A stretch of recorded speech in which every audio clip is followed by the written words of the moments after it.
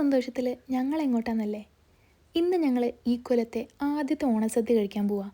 നാട്ടിലെ അമ്പലത്തിൽ നിന്ന് ഓണാഘോഷമുണ്ട്. അപ്പോൾ പിന്നെ സന്തോഷമില്ലാതിരിക്കുമോ? ഏട്ടന്മാർക്കാണെങ്കിൽ ഇന്ന് ലേശം സ്പീഡ് കൂടുതലാണ്. ഞങ്ങളെത്തുമ്പോഴത്തേക്കും സദ്യ തീരുമെന്നാ അവരെ പേടി.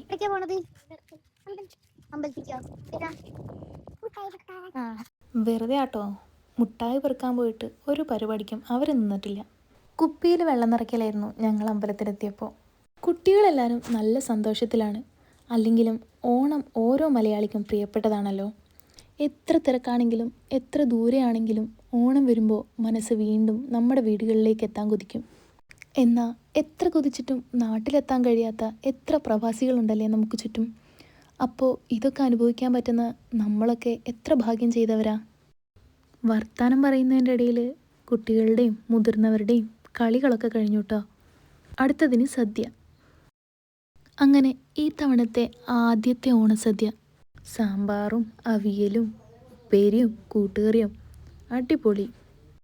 ഒരാളിത് ആസ്വദിച്ചിരുന്ന് കഴിക്കുന്നത് കണ്ടോ. ഇവളാകെ കരഞ്ഞ് ബഹളാക്കി. തിരിച്ചു പോവാ. ശരി, ബായ്.